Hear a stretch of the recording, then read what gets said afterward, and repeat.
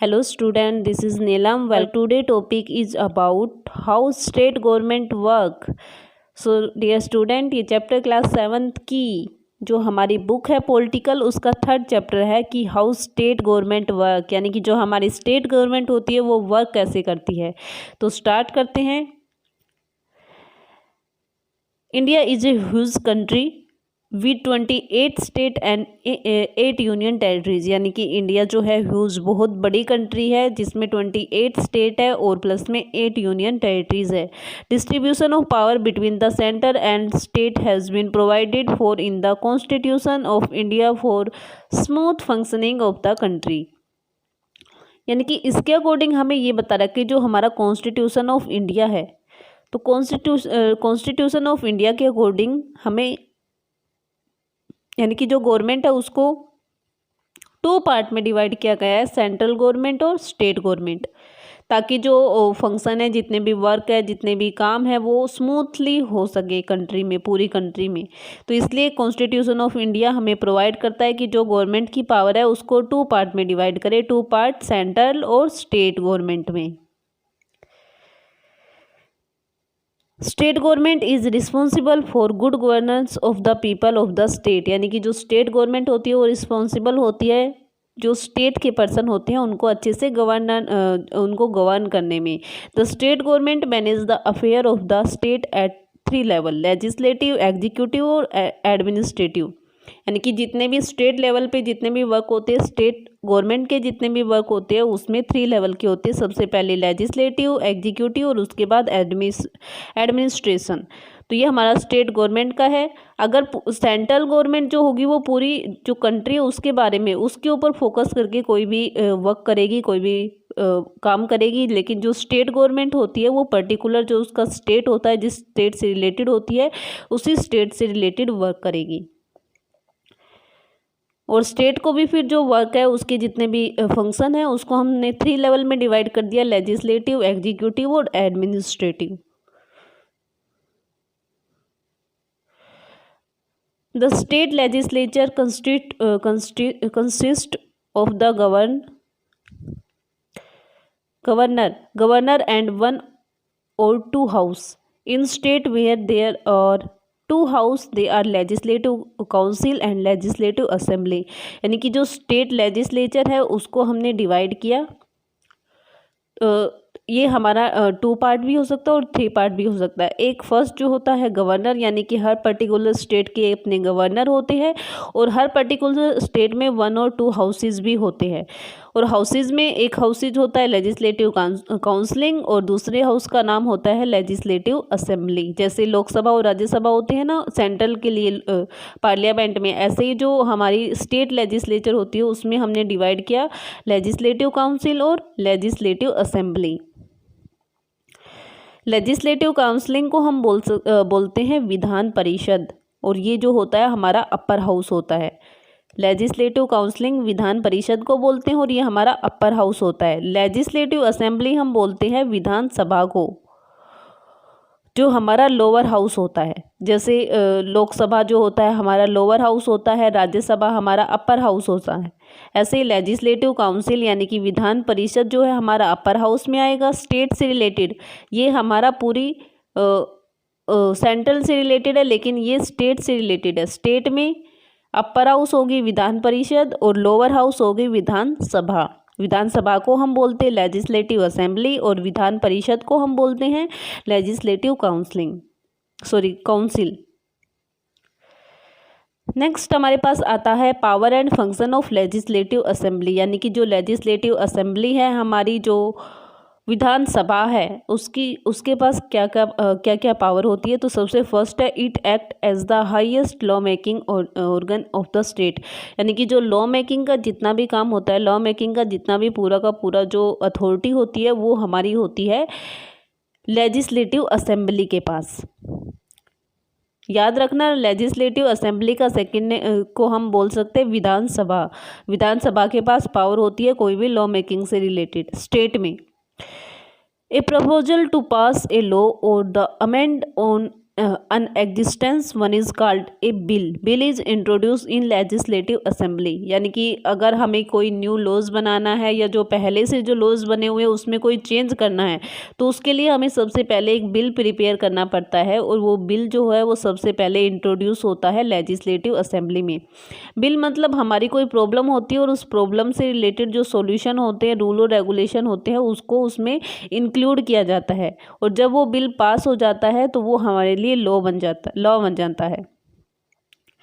These proposals are debated और discussed among the member of the assembly before voting। यानी कि उसके बाद जो बिल होता है, जो प्रपोजल हम रखते हैं, जो बिल होता है उसके ऊपर डिबेट होती है, डिस्कस होता है और उसके बाद वोटिंग भी होती है। Once the bill is approved with majority vote, it is sent to the other house where it goes that some procedure goes through same procedure। यानी कि उसके बाद फिर अप्रूव हो जाता है। जैसे ही सबसे पहले तो लेजिस्लेटिव असेंबली में आया, हमारा विधानसभा में आया, विधानसभा में जैसे ही उसके लिए ज़्यादा वोट मिल गई तो वोट मिलने के बाद उसको अप्रूवल भी मिल गई। तो जैसे ही अप्रूवल मिली तो उसके बाद वो जो हमारा सेकेंड हाउस होता है, सेकेंड हाउस मतलब जो सेकेंड हाउस विधान परिषद जो होती है उसमें चला जाता है वो प्रपोजल या बिल। और उसके बाद जो सेम प्रोसेस हमारी विधानसभा में होती है वही सेम प्रोसेस हमारी विधान परिषद में होगी। There after the bill goes to the governor of his approval. यानी कि उसके बाद लास्ट में जब दोनों ही हाउसेज उसे क्लियर कर देते हैं, उसे पास कर देते हैं, अप्रूव कर देते हैं, तो उसके बाद वो गवर्नर के पास चला जाता है और जैसे ही गवर्नर उसको अप्रूव कर देता है तो वो हमारे लिए बन जाता है लॉ। और ये बनेगा किसी भी पर्टिकुलर स्टेट से रिलेटेड। गवर्नर जो भी अप्रूवल पास करेगा, जो भी प्रपोजल को अप्रूव करेगा तो वो किसी पर्टिकुलर स्टेट से रिलेटेड होगा। लेकिन ये हमारा स्टेट लेवल है, सेंट्रल लेवल अलग होता है। The budget and all money bill can only be introduced in the legislative assembly, will other bills may be introduced in the legislative council। यानी कि बजट और मनी से रिलेटेड जितने भी बिल होते हैं, जितने भी प्रपोजल होते हैं, वो ओनली ऑन उसके पावर होती है लेजिस्लेटिव असेंबली के पास कि वो वहीं पे इंट्रोड्यूस होंगे, वो दूसरे हाउस में नहीं जाएंगे। लेकिन अगर बजट या मनी से रिलेटेड कोई और लॉज है, कोई और बिल है, कोई और प्रपोजल है तो वो लेजिस्लेटिव काउंसिल या विधान परिषद के पास जाते हैं। तो ये था हमारा लेजिस्लेटिव असेंबली या जो हमारी विधानसभा होती है उसके पास क्या क्या पावर है और वो क्या क्या वर्क करती हैं। नेक्स्ट हमारे पास इसमें एक बजट आया है। तो बजट का मतलब क्या होता है? Budget is like a future account of the government. यानी कि जो बोल सकते हैं कि फ्यूचर अकाउंट है किसी गवर्नमेंट का। It give the proposal of income and expenditure of the government. यानी कि कोई गवर्नमेंट फ्यूचर में क्या क्या इनकम होगी उसकी और क्या क्या वो एक्सपेंडिचर करने वाली है, उसका जो प्रपोजल यानी कि एक पूरा बिल जो होता है उसको हम बोलते हैं budget. The budget is presented by the finance minister. जो फाइनेंस मिनिस्टर होते हैं किसी भी पर्टिकुलर स्टेट के, तो वही उसको प्रेजेंट करेंगे। नेक्स्ट हमारे पास आता है power and function of legislative council. यानी कि अब हमने देखा था पहले कि जो लेजिस्लेटिव असेंबली है, विधानसभा है, उसके क्या पावर और फंक्शन है। अभी हम देखेंगे जो लेजिस्लेटिव काउंसिल है उसके क्या पावर और फंक्शन है। The legislative council is mainly an advisory body. यानी कि किसी को जो लेजिस्लेटिव काउंसिल है या हमारी जो विधान परिषद है वो मेनली वर्क करती है as a advisory body.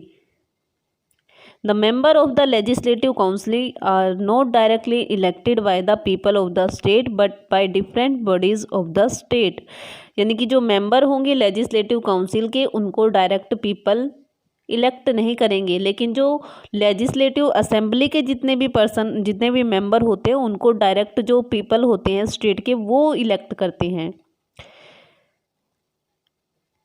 This is a permanent body. यानी कि जो लेजिस्लेटिव काउंसिल है वो परमानेंट बॉडी है। The member are elected for a term of 6 year. यानी कि जो मेंबर यहाँ पे इलेक्ट होते हैं उनका टाइम पीरियड होता है 6 ईयर, 6 साल तक वो काम करते हैं। The state having 2 house are called the state having two house are called bicameral, यानी कि जिन स्टेट में दो हाउसेज होते हैं, लेजिस्लेटिव असेंबली और लेजिस्लेटिव काउंसिल, उनको हम बोलते हैं बाइकैमरल स्टेट। और बाइकैमरल स्टेट में हम इंक्लूड करते हैं जम्मू कश्मीर को, बिहार को, कर्नाटक, महाराष्ट्र और उत्तर प्रदेश को। तो ये जो स्टेट है इसमें बाइकैमरल, जो बाइकैमरल स्टेट बोलते हैं, मतलब इनमें जो हमारी दो बॉडी थी, लेजिस्लेटिव काउंसिल और लेजिस्लेटिव असेंबली, दोनों इनमें मिलती है, तो इनको हम बोलते हैं बाइकैमरल स्टेट। सो स्टूडेंट, ये था हमारा आज का टॉपिक, जिसमें हमने इंक्लूड किया कि जो स्टेट गवर्नमेंट है वो क्या होती है, प्लस में जो स्टेट गवर्नमेंट के कैसे वर्क करती है, जो स्टेट गवर्नमेंट में जितना भी काम होता है, जितना भी फंक्शनिंग होती है, वो किस पर डिपेंड होती है, लॉज कैसे बनते हैं और हाउसेज कौन कौन से हैं। और प्लस में एक मेन टॉपिक हमने इसमें देखा बाइकैमरल स्टेट का। तो बाइकैमरल स्टेट जहाँ पे दोनों जो हाउसेज है, जो हमने हाउसेज देखे थे यहाँ पे, ये जैसे ये दो हाउसेज थे, तो जिन स्टेट में ये दोनों हाउसेज लेजिस्लेटिव काउंसिल और लेजिस्लेटिव असेंबली दोनों मिलते हैं, तो उसको हम बोलते हैं बाइकैमरल स्टेट। और स्टेट के नाम भी मैंने दिए इसमें लास्ट में। तो आई होप आपको ये समझ आया होगा। Thank you. तो इससे फर्स्ट में हमने देखा था कि स्टेट गवर्नमेंट जो है वो कैसे पार्ट में जो पूरा का पूरा जो पावर है वो कैसे डिवाइड है, सेंट्रल पावर होती है और स्टेट पावर होती है, तो वो सब। और उसके बाद स्टेट में हमने टू हाउसेज और गवर्नर के बारे में देखा था। टू हाउसेज लेजिस्लेटिव काउंसिल और लेजिस्लेटिव असेंबली। और जो लेजिस्लेटिव असेंबली है उसके पास ज़्यादा पावर होती है, लेकिन फिर भी हम उसको बोलते हैं लोअर हाउस। और सेकेंड है हमारा लेजिस्लेटिव काउंसिल, विधान परिषद, वो अपर हाउस होता है, परमानेंट हाउस होता है, लेकिन उसके पास पावर नहीं होती जितनी लेजिस्लेटिव असेंबली के पास होती है, क्योंकि लेजिस्लेटिव असेंबली में जितने भी मेंबर्स होते हैं वो डायरेक्ट पीपल इलेक्ट करते हैं, जो कंट्री के पीपल होते हैं, थ्रू वोटिंग वो पर्सन को इलेक्ट करते हैं। तो लेजिस्लेटिव असेंबली है more powerful than legislative council. Power और फंक्शन देखे थे हमने दोनों के, लेजिस्लेटिव काउंसिल और लेजिस्लेटिव असेंबली के। और प्लस में हमने इसमें बाइकैमरल के बारे में भी देखा कि जो बाइकैमरल स्टेट होते हैं, यानी कि जहाँ पे लेजिस्लेटिव काउंसिल और लेजिस्लेटिव असेंबली दोनों हाउसेस जिस स्टेट में होते हैं उसको हम बोलते हैं बाइकैमरल स्टेट। और यहाँ पे हमने स्टेट भी देखे थे, जम्मू कश्मीर, बिहार, कर्नाटक, महाराष्ट्र और उत्तर प्रदेश। नेक्स्ट हमारे पास आता है व्हाट इज़ कॉन्स्टिट्यूएंसी। जो कॉन्स्टिट्यूएंसी यानी कि कॉन्स्टिट्यूएंसी हम किसको बोलेंगे, तो इसमें देखो every state is divide into small area called constituencies. यानी कि हमने क्या किया कि पूरा जो एरिया होता है हमारा, जो पूरा स्टेट होता है, पूरे स्टेट को हमने छोटे छोटे पार्ट में, स्मॉल पार्ट में डिवाइड कर दिया। और जो पर्टिकुलर एक पार्ट होता है इनको हम बोलते हैं constituency. Which is a specified area covering one और मोर डिस्ट्रिक्ट, यानी कि उसमें हम एक या एक से ज़्यादा डिस्ट्रिक्ट को इंक्लूड कर सकते हैं। Each such constituencies has an elected representative who is the member of legislative assembly. मैंने पहले बताया था कि लेजिस्लेटिव असेंबली में जितने भी पर्सन होंगे, जितने भी मेंबर होंगे, उनको डायरेक्ट जो स्टेट के पीपल होंगे वो सिलेक्ट करेंगे और वोट के अकॉर्डिंग, वोटिंग के अकॉर्डिंग पहले वोटिंग होगी, जिसको ज़्यादा मेजोरिटी मिलेगी वो पर्सन, वो मेंबर जो होगा वो लेजिस्लेटिव असेंबली का मेंबर बनेगा। तो मान लो कि एक पर्टिकुलर स्टेट है और उस स्टेट में मान लो कि हमने पूरे स्टेट को यहाँ पे 20 पार्ट में डिवाइड कर रखा है, और हर, यानी कि वहाँ पे 20 कॉन्स्टिट्यूएंसी है, हर कॉन्स्टिट्यूएंसी से एक पर्सन होगा जो वहाँ की पब्लिक को रिप्रेजेंट करेगा। तो ऐसे कॉन्स्टिट्यूएंसी में हर कॉन्स्टिट्यूएंसी से एक मेंबर जो है सिलेक्ट करते हैं, जिसको पब्लिक सबसे ज़्यादा वोट देती है, और वो मेंबर जो होता है वो लेजिस्लेटिव असेंबली का मेंबर बनता है। The state legislative assembly consists of not more than 500 member and not less than 60। यानी कि जो स्टेट लेजिस्लेटिव असेंबली होती है उसमें ना तो 500 से ज़्यादा पर्सन मेंबर्स होंगे और ना ही 60 से कम, यानी कि जो मेंबर्स होंगे वो 60 to 500 के बिटवीन बिलो करेंगे। नेक्स्ट है हमारे पास member of legislative assembly, MLA। तो काफ़ी नाम सुना होगा, ये वर्ड सुना होगा आपने काफ़ी बार, ये हमारे एरिया के MLA है। तो MLA की फुल फॉर्म है member of legislative assembly.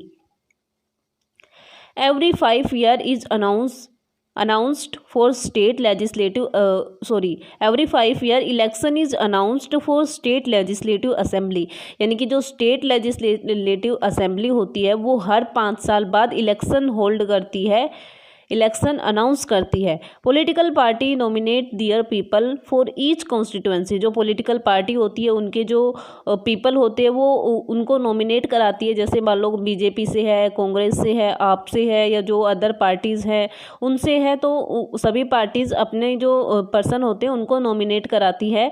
All member of the legislative assembly are elected on the basis of adult franchise and one member is elected from one constituency, यानी कि जो member होंगे select होंगे legislative assembly के, वो select होंगे adult franchise.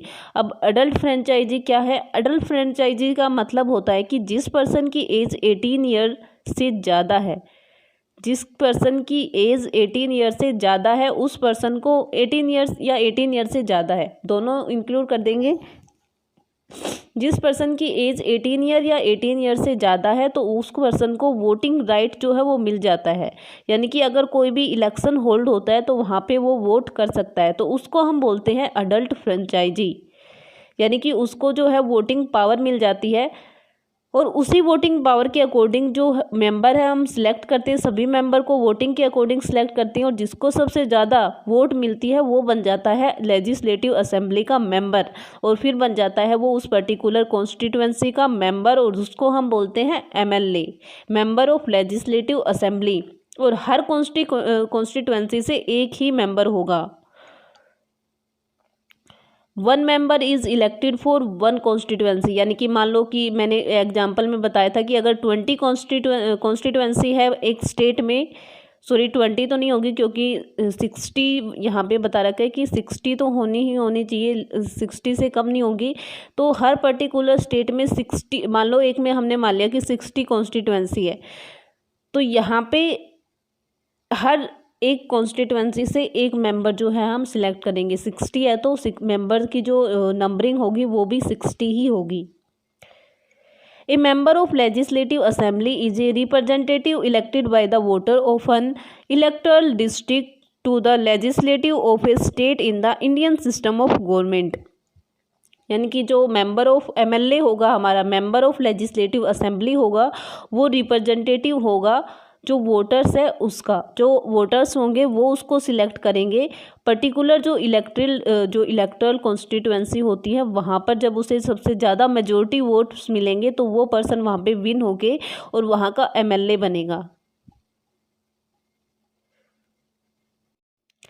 और यहाँ पे जो एमएलए की मतलब थोड़ी सी जो क्वालिफ़िकेशन है जो उसमें दे रखी है कि क्या क्या क्वालिफ़िकेशन होनी चाहिए। तो सबसे पहले to be member of legislative assembly, अगर हमें मेंबर बनना है लेजिस्लेटिव असेंबली का तो a person must be citizen of India, India का सिटीजन होना चाहिए। Must be at least 25 year of age उसकी 25 ईयर होनी चाहिए कम से कम।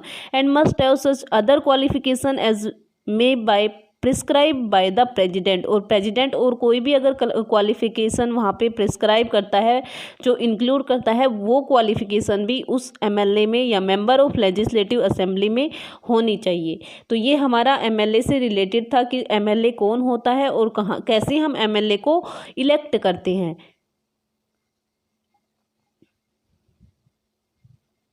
नेक्स्ट हमारे पास आता है how is government formed in state, यानी कि स्टेट में जो है गवर्नमेंट कैसे बनती है। After the election of legislative assembly the political party whose MLA won more than half the number of constituency in a state is said to be in a majority and has the first right to form the government of the state. तो इसमें देखो बिल्कुल सीधा बोला गया है कि जो लेजिस्लेटिव असेंबली के इलेक्शन होते हैं उसमें जो पॉलिटिकल पार्टी की सबसे ज़्यादा मेंबर्स होते हैं, क्योंकि मान लो देखो हमने एग्जांपल लेते हैं कि मान लो 70 जो थी सीट्स थी कॉन्स्टिट्यूएंसी थी और 70 में से 70 पर ही वोटिंग होगी और 70 पर ही यानी कि हर कॉन्स्टिट्यूएंसी से एक मेंबर को हम सिलेक्ट करेंगे। अगर मान लो कि इन 70 में अलग अलग पॉलिटिकल पार्टी के जो पब्लिक जो है वो सॉरी अलग अलग रिप्रेजेंटेटिव पार्टी के जो मेंबर नहीं बोल सकते, जो पीपल है या जो नॉमिनीज है वो यहाँ पे सिलेक्ट होंगे, तो उनमें से जो पार्टी सबसे ज़्यादा, मान लो कि यहाँ पे जो 70 है उसमें से इलेक्शन का रिजल्ट आने के बाद मान लो कि 60 जो है वो बीजेपी के पास गई। पार्टी के बारे में बता रहे हैं। 5 जो है वो आईएनसी के पास गई और 5 इसमें से जो है वो आपके पास गई। तो ये हम ओनली एज्यूम करके चल रहे हैं, नॉट रियल। तो ये हमने यहाँ पे एज्यूम किया कि 60 जो है वो जो 60 कॉन्स्टिट्यूएंसी पे विन हुए वो बीजेपी पार्टी हुई है, 5 पे आईएनसी हुई है और 5 पे आप हुई है। तो वहाँ पे गवर्नमेंट कौन सी पार्टी बनाएगी? तो जो गवर्नमेंट यानी कि जिस पार्टी को सबसे ज़्यादा मेंबर जो होंगे वो पार्टी क्या करेगी कि स्टेट गवर्नमेंट फॉर्म करेगी। तो आई होप ये आपको समझ आया गया होगा। एक बार दोबारा से देख लेते हैं इसी को। मान लो कि 70% है, 70 कॉन्स्टिट्यूएंसी है, उनमें से 60 पे फर्स्ट पार्टी विन होती है, 5 सीट पे सेकंड पार्टी विन होती है और 5 सीट पे थर्ड पार्टी विन होती है।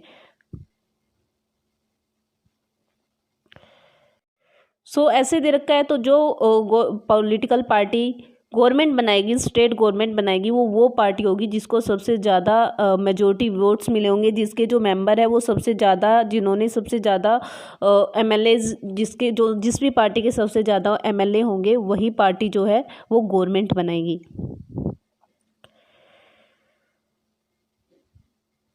नेक्स्ट आता है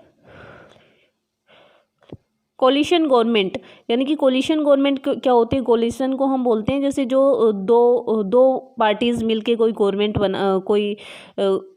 जब गवर्नमेंट बनाती है। जैसे मान लो कि यहाँ पे हमने तो अभी एग्जांपल लिया कि जैसे मान लो 70 थे तो 70 में से एक के पास 60, एक के पास 5, थर्ड के पास भी 5, ऐसे जो काउंटिंग थी वो हुई। लेकिन मान लो कि 70 सीट थी और 70 सीट में से मिनिमम जो हाफ 50% है वो तो एक पार्टी के पास होनी चाहिए, लेकिन वहाँ पे ऐसा कुछ नहीं हुआ।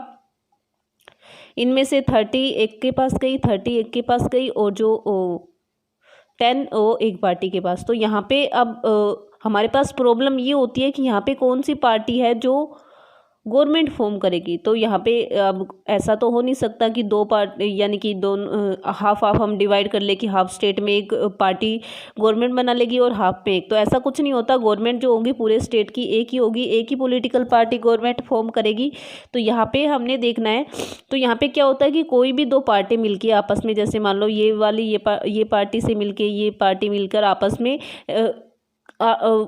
में मर्ज हो जाती है और मर्ज होके आपसी सहमति से वहाँ पे गवर्नमेंट बनाती है। तो उसको हम बोलते हैं coalition government.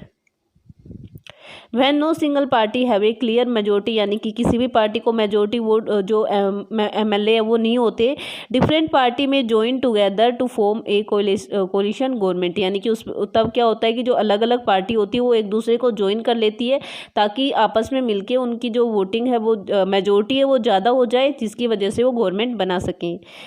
The leader of the majority party is appointed as the chief minister by the governor। यानी कि जो लीडर होगा मेजोरिटी पार्टी का, जिसको सबसे ज़्यादा, जिसके जो एमएलएज है वो काफ़ी मेंबर्स हैं, जिसको सबसे ज़्यादा वोट्स मिले हैं, जो सबसे ज़्यादा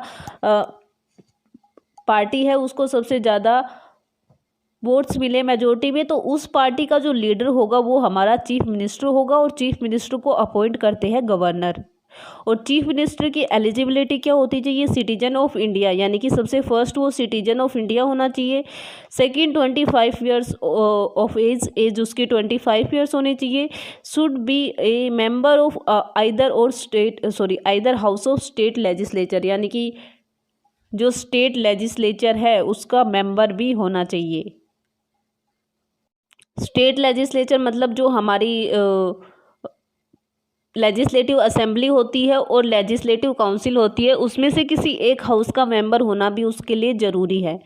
तो ये हमारे पास जो हमारे चीफ मिनिस्टर है उसके बारे में और जो पार्टी गवर्नमेंट बनाएगी उसके बारे में।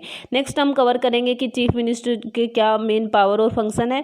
अभी हमने इस वीडियो में इंक्लूड किया है कि जो कॉन्स्टिट्यूएंसी क्या होती है, मेंबर ऑफ लेजिस्लेटिव असेंबली हम किसको बोलेंगे, और प्लस में जो गवर्नमेंट होगी वो कौन सी पार्टी बनाएगी स्टेट में, कोलिशन गवर्नमेंट कौन सी होती है और चीफ मिनिस्टर कौन होते हैं और उसकी एलिजिबिलिटी क्या होनी चाहिए चीफ मिनिस्टर की। तो आई होप आपको ये समझ आया होगा। Thank you.